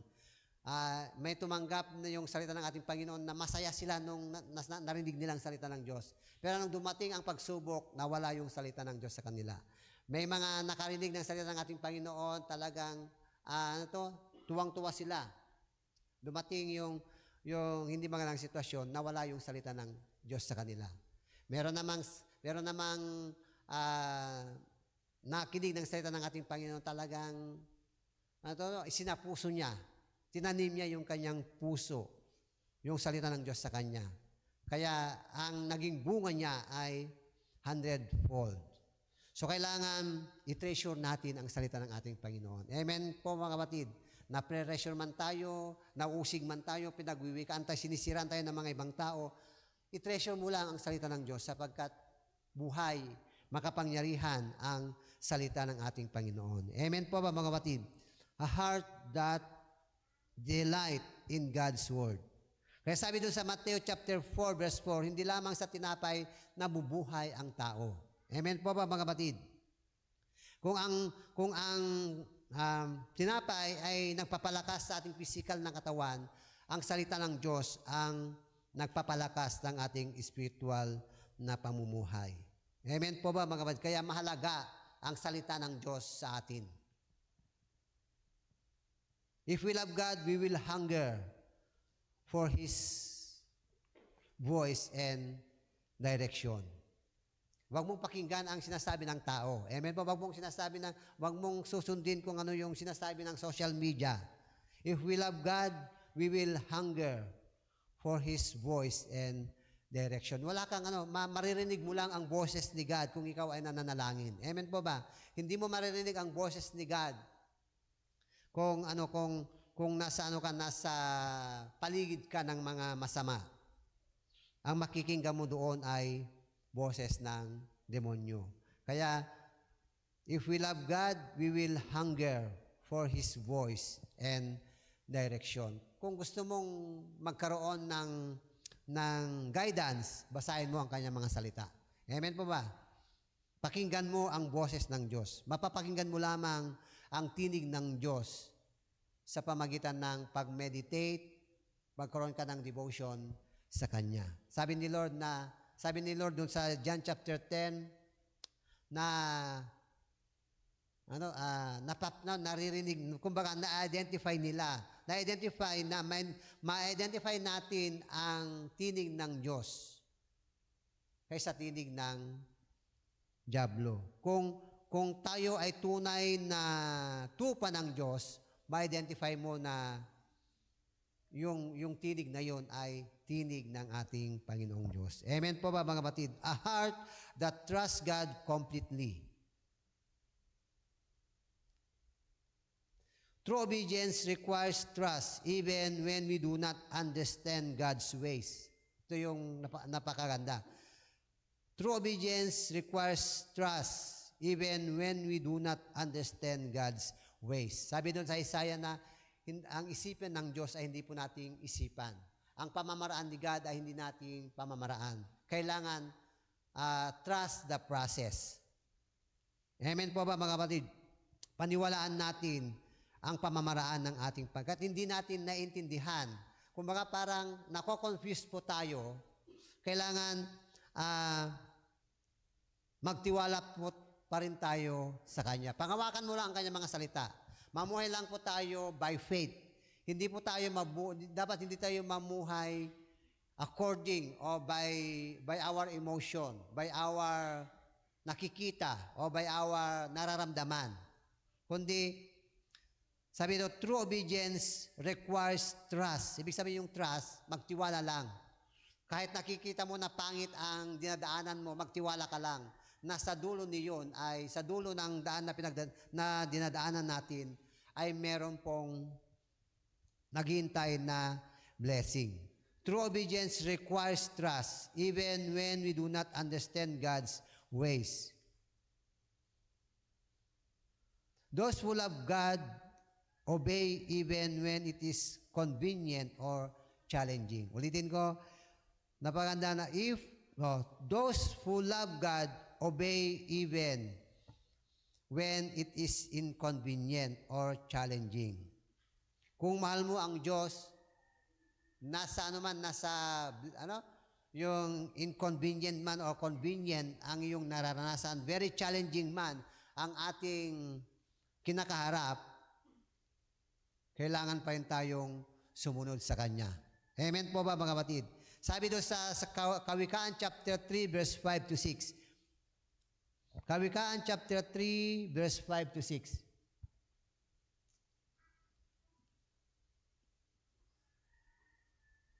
Kawikaan chapter 3 verse 5 to 6. Ito yung maganda.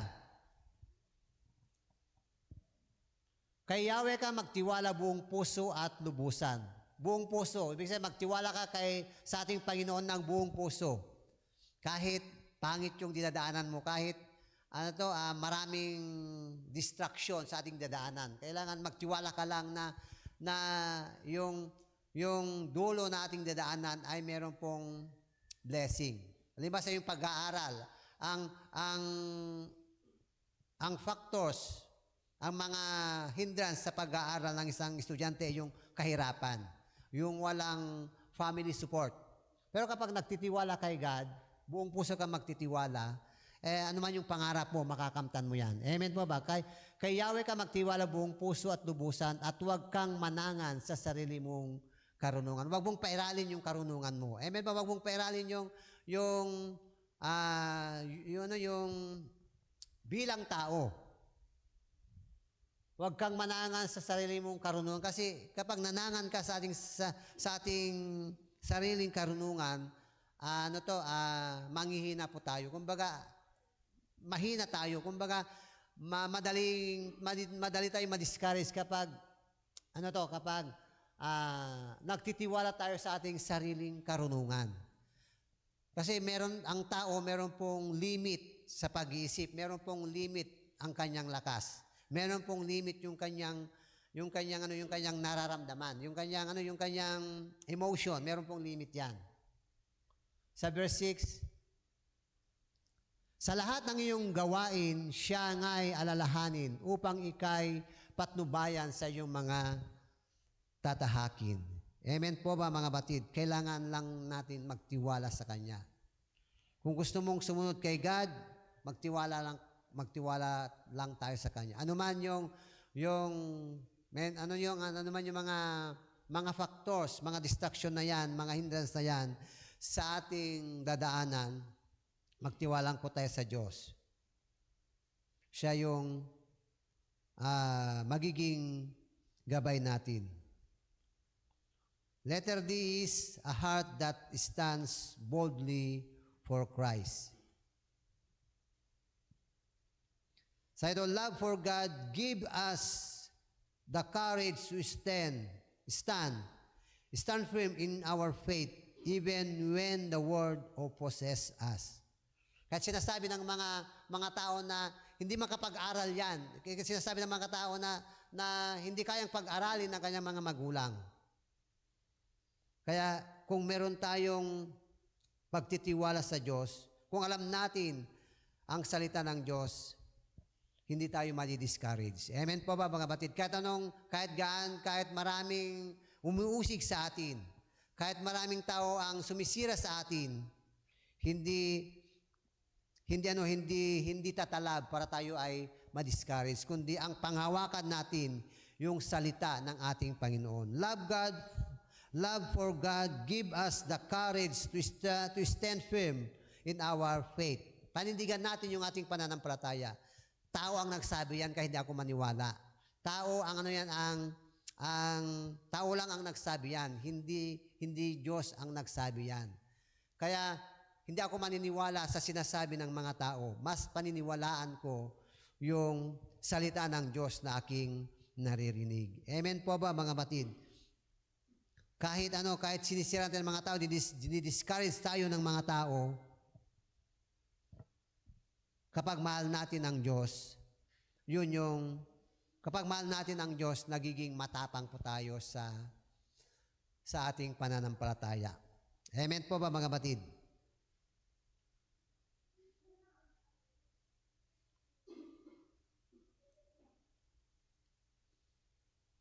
Kasi ito, a heart that loves God does not just say it. It shows it.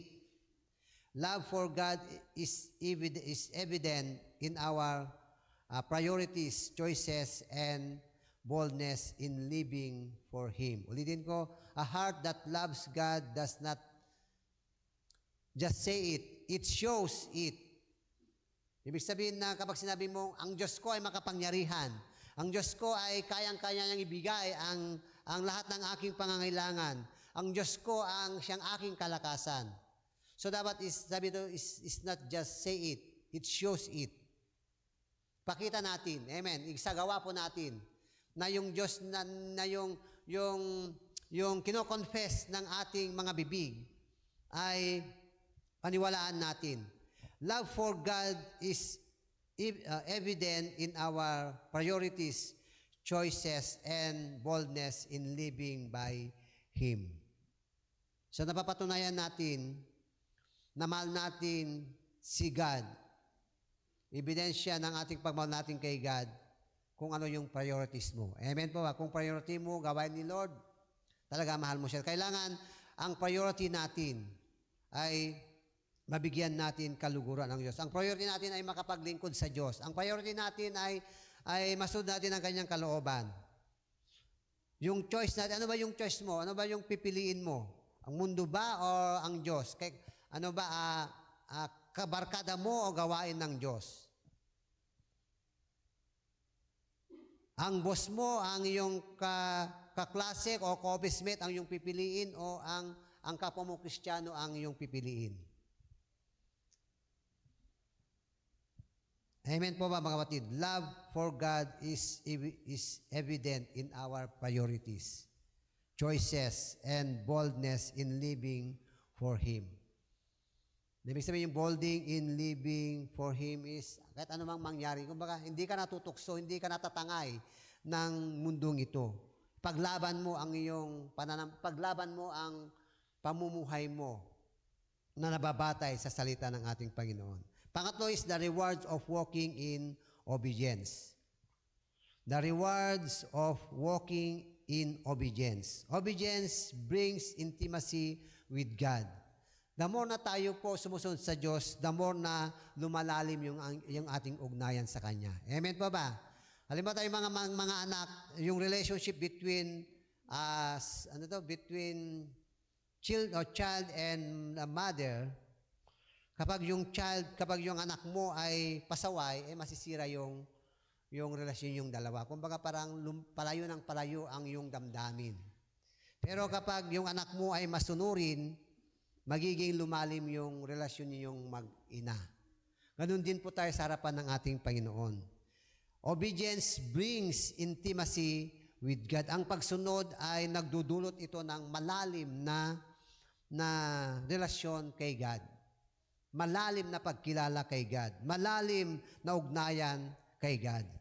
Amen po ba mga kapatid? The more we obey, the more we experience God's presence. Hindi lang God presence, kundi makilala mo ng lubusan si God. Yung identity mo bilang anak ng Diyos, kung kilala mo kung malalim ang pagkilala mo sa Diyos, hindi ka basta-basta matangay, hindi ka kumbaga lagi ka magtatagumpay. Hindi ka nahihila ng dyablo. Hindi ka nahihila ng mundong ito. The more we obey, the more we experience God's presence and power in our lives. Mararanasan mo yung kapangyarihan ni God. Amen po ba? Ibig sabihin nyo, kapag naranasan mo yung presence ni God, hindi mo na ito kayang ipagpapalit. Hindi mo na ito ipagpapalit sa mga material na bagay. Kasi ramdam mo yung presence ni God. Hindi mo may pagpapalit ang gawa ng mundo ito kapag ramdam mo yung presence ni God. And power of lives. The more we obey, the more we experience God's presence and power in our lives. Maranasan mo yung kapangyarihan ni God. Ibig sabihin, yung kahirapan, pwede mong yung kahirapan, pwede mong i-cast out yan. Yung sakit, pwede mong i-cast out yan. Sa pamagitan ng kapangyarihan ng ating Panginoon, ikaw na kahirapan, lumayas ka. Ano yun? Lalayas ang kahirapan. Ikaw na espiritu ng bisyo, lumayas ka, papalisin ng ating Panginoon. Obedience produces spiritual growth and transformation. Tama ito na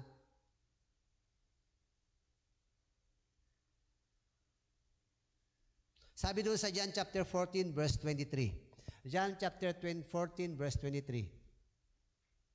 John chapter 14 verse 23. Sabagot si Jesus, ang umiibig sa akin ay tumutupad ng aking salita. Iibigin siya ng aking Ama at kami tatahan at mananatili sa Kanya. Ulitin ko, ang umiibig sa akin ay tumutupad ng aking salita. Ibigin siya ng aking Ama at kami tatahan at mananatili sa Kanya. So, ibig sabihin, si Jesus, ang ating Panginoon Jesus at ang Diyos Ama ay mananahan sa ating mga buhay. Amen po ba, mga kapatid? Sabi pa dito sa Roma chapter 12 verse 2. When we live in obedience, we mature spiritually, becoming more like Jesus. Ulitin ko, when we live in obedience, we mature spiritually. Tama na, habang tayo sumusunod sa Diyos, nagmamature yung ating spiritual na pamumuhay. Amen po ba? Ulitin ko, kapag tayo ay sumusunod sa Diyos, nagmamature tayo spiritually. At magiging katulad po tayo ng ating Panginoong Hesukristo. Amen po ba mga kapatid? Sabi, huwag kayong makiayon sa takbo ng mundong ito. Mag-iba kayo sa pamagitan ng pagbabago ng iyong pag-iisip upang maunawan ninyo ang kalooban ng Diyos kung ano ang mabuti, kalugod-lugod at ganap na kalooban niya.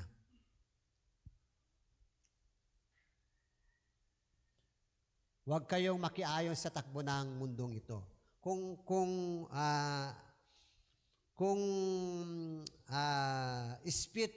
ang isang Kristiyano ay matured, hindi na siya makiayon sa takbo ng mundong ito. Amen. Ibig sabihin, hindi na siya natatangay kung ano yung agos ng mundong ito. Kumbaga yung ipa, alam niyo yung ipa ng palay, kapag humahangin, kung saan yung direction ng hangin, yun ang sinusundan ng ipa. Kapag matured Christian ka, kapag immature Christian ka, ganun ang mangyayari sa iyo. Kumbaga parang patay na isda. Alam niyo patay na isda, kapag ang isang isda ay patay na doon sa umaagos na ilog, sinusundan niya yung agos ng ilog.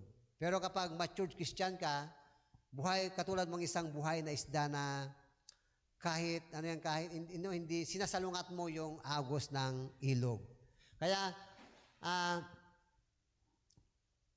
ang pagsunod sa Diyos ay sabi ito, when we live in obedience, we mature spiritually. Huwag kayong makiayon sa takbo ng mundong ito. Ibig sabihin, hindi ka na nakikiayon, hindi ka na nakikiisa sa ginagawa ng mundo. Hindi ka na nakikiuso sa ginagawa ng mundong ito. Kundi meron tayong bagong isip.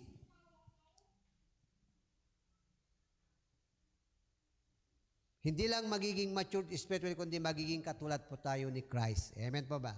Magiging katulad tayo ni Christ. Ibig sabihin yung katangian niya.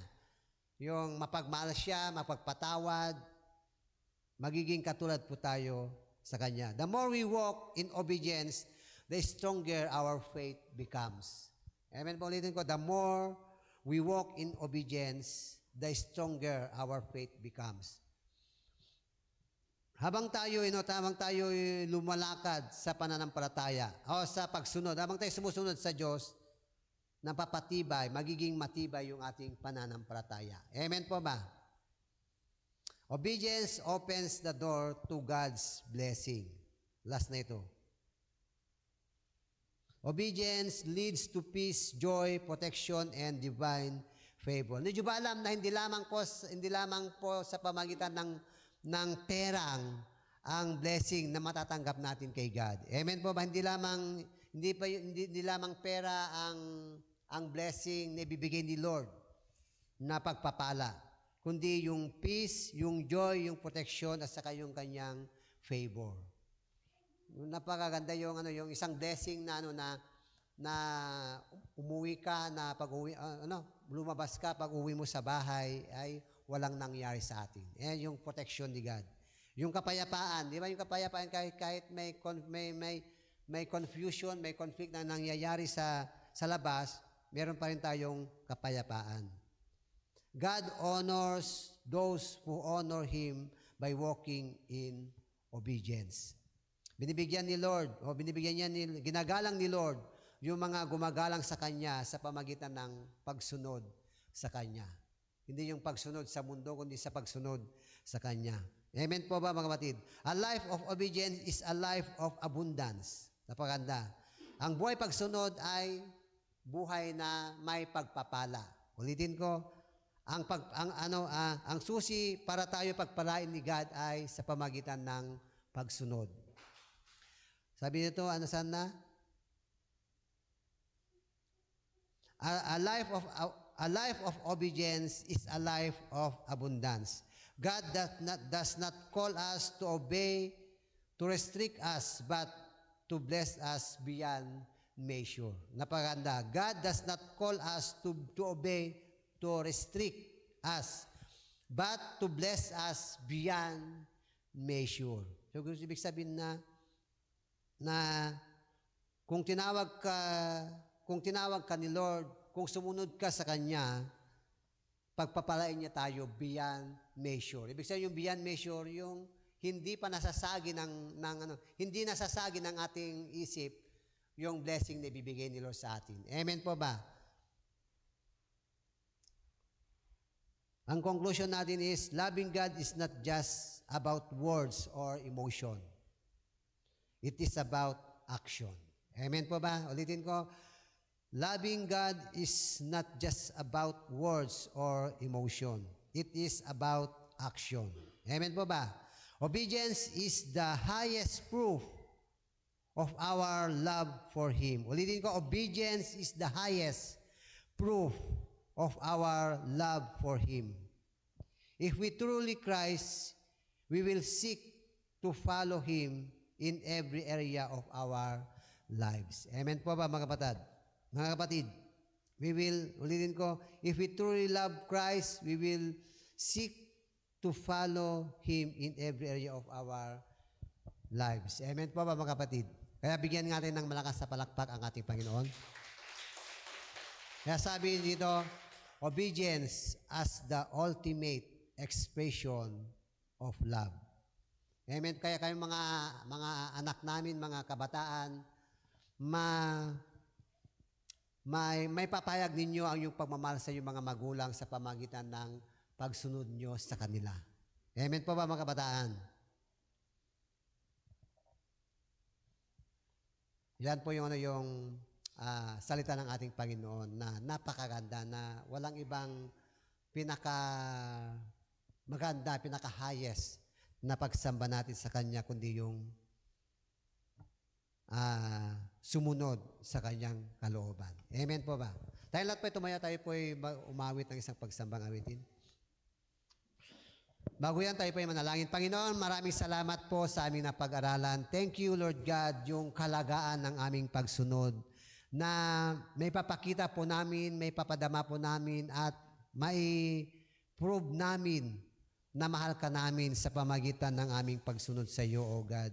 Kaya Panginoon, hayaan mo ng bawat isa na anuman yung aming napag-aralan ay isa buhay, isa puso ang mga ito, O God, sapagkat meron pong pagpapala kung kami po ay sumusunod sa iyo. Ang pagpapala po ay sa pamamagitan ng pagsunod namin sa iyong mga salita, Panginoon. Sinabi mo sa iyong mga salita na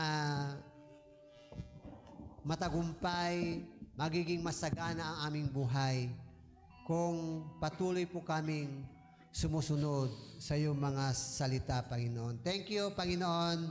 Salamat sa kapayagan mo. Salamat sa mensahe mo. Salamat sa pagpupusto ng iyong banal na Espiritu habang pinapag-aralan po namin ang iyong mga salita, O God.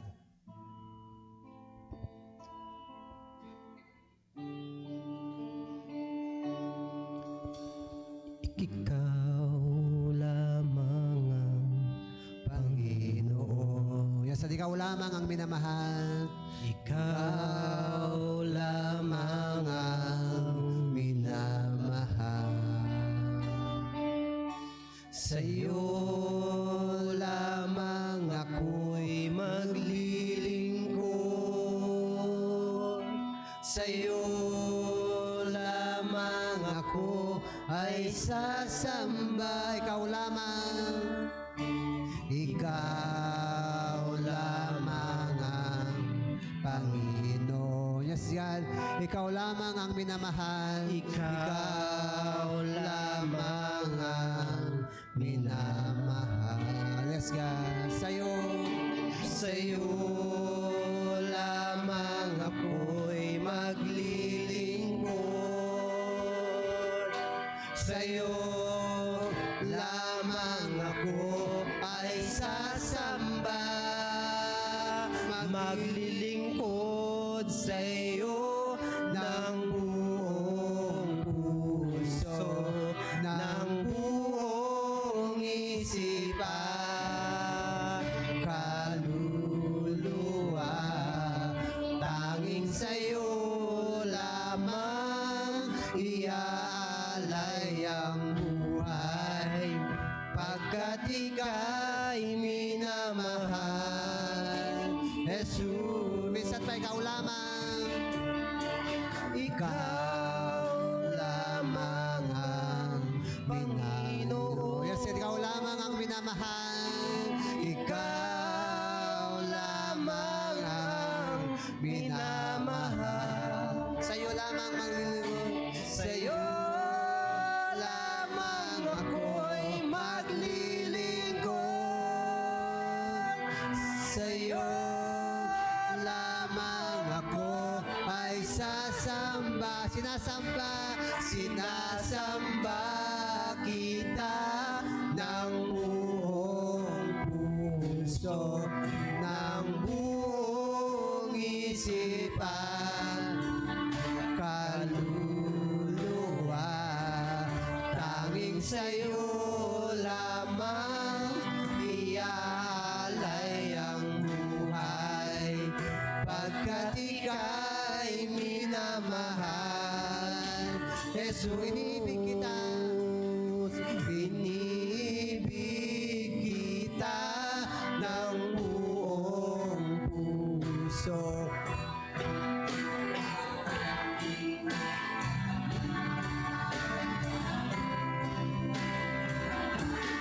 Tanging sa'yo lamang iaalay ang buhay, pagkat ika'y minamahal. Jesus, pagkat ika'y minamahal. Jesus, pagkat ika'y minamahal.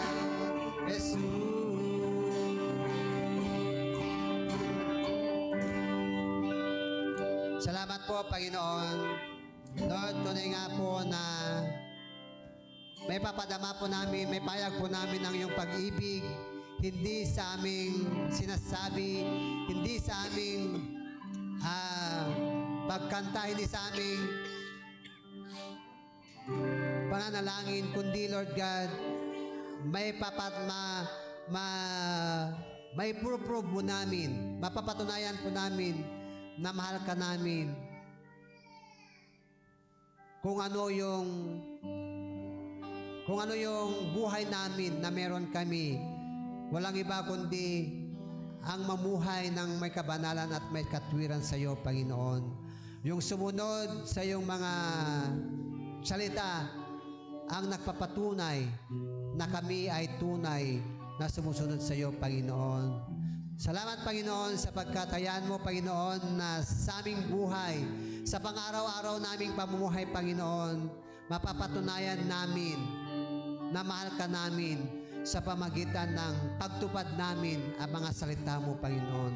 Na ikaw lamang yung maparangalan, na ikaw lamang yung maluwalhati, na ikaw lamang yung may taas sa aming buhay, Panginoon. Kaya salamat po, pagpalain mo ang bawat isa, yung protection mo, O God, ay patuloy mong i-extend sa aming mga pamilya, Panginoon. Sapagkat, O Diyos, marami po kaming nababalitaan na mga aksidente, Panginoon. Kaya, O Diyos, dalangin po namin yung favor mo, i-extend mo sa aming mga pamilya yung kaligtasan, yung protection ng bawat isa sa amin, Panginoon. Salamat mo ng marami, basbasan mo at pagpalain mo ang bawat isa sa amin, Panginoon. Nawa, makita yung sa aming buhay, yung mga salita namin na pag-aralan tuwing Sunday, Panginoon. Thank you, Lord God, at paingat po namin, binabalik sa iyo ang lahat ng papuri, pagsamba, tangi sa pangalan ni Jesus, sa pangalan ni Jesus. Ang lahat po magsabi ng Amen at Amen. Palakpakan po natin ang ating Panginoon.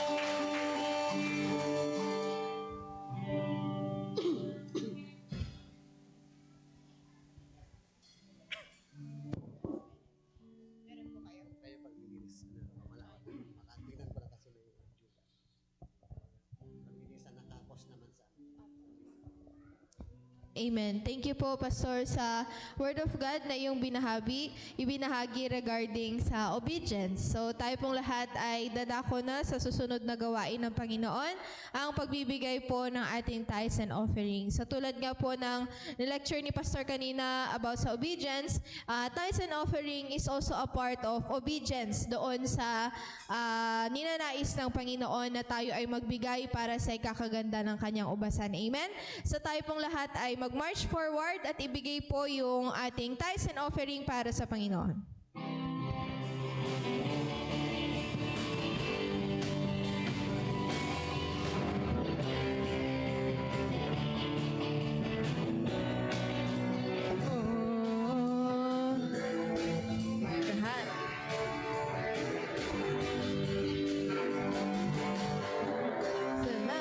Salamat, O Jesus, sa pag-ibig.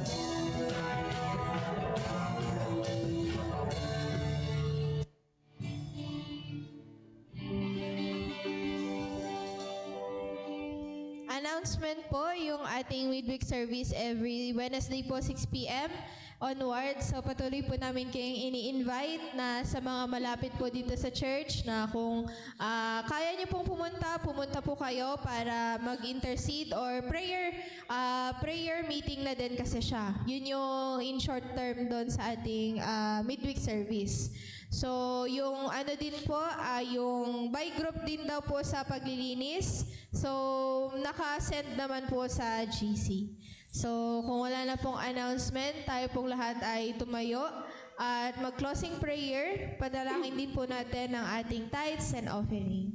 Lord, maraming salamat po sa umagang ito. Salamat, Lord, sa naging katagumpayan ng aming gawain. Salamat, Panginoon, sa mga narinig naming salita mo, Panginoon. Salamat, Lord, dahil Ama, obedience, Lord God, is a part, Lord God, ng paglilingkod namin sa iyo, Panginoon, na if we truly love you, Panginoon, sabi mo nga doon sa iyong salita, Lord God, is i-obey namin, Panginoon, yung mga commandments mo, Lord God, and hindi siya burden, Panginoon, pagdating sa amin, Panginoon. Salamat, Lord, sa pagpapaalala sa amin na, Lord, na lumakad kami, Panginoon, na Lord, sinusunod namin kung ano yung kagustuhan mo at yung will mo, Panginoon, sa buhay namin, Panginoon. And let your will be done in our life, Panginoon. Nawa, Lord, hindi yung ways namin yung masusunod, hindi yung kagustuhan namin yung masusunod, kung hindi, Lord, yung kagustuhan mo sa buhay namin, yun yung susundin namin, Panginoon. Because above all, Panginoon, wala ka namang ibang nais sa amin kung hindi yung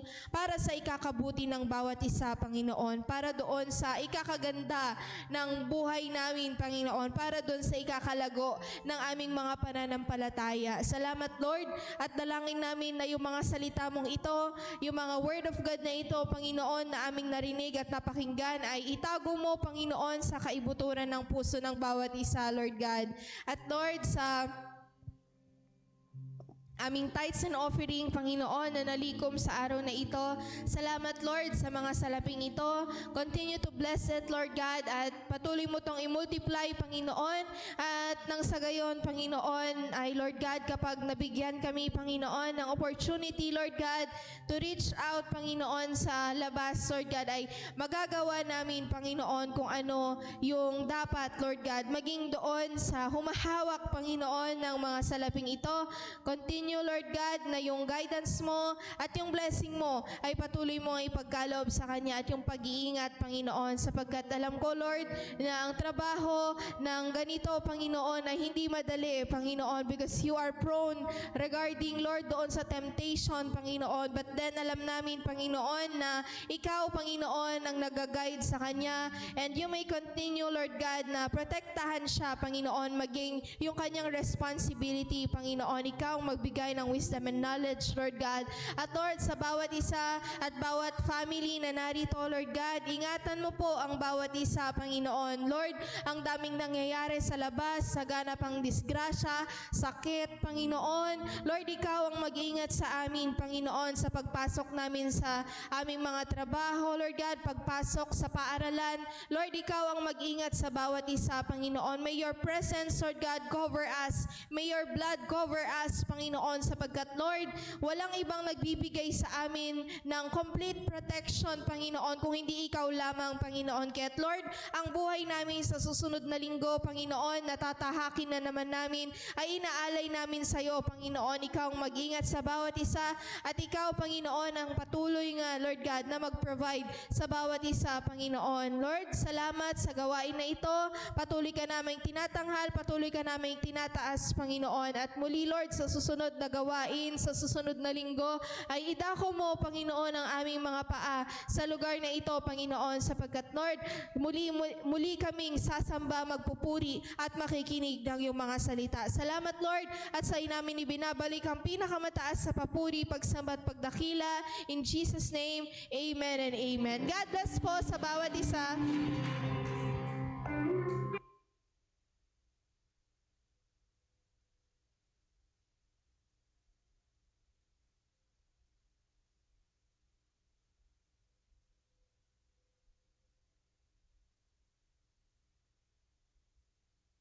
Nang panahon, di ka nagbabago.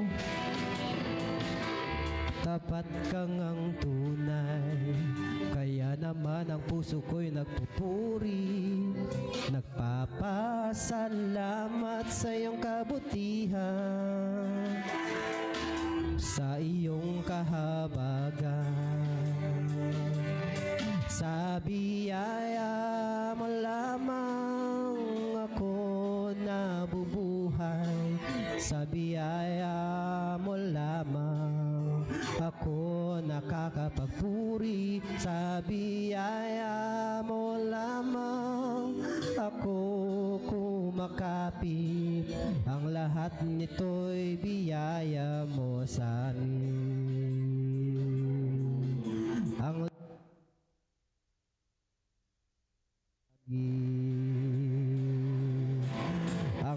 at nito'y biyaya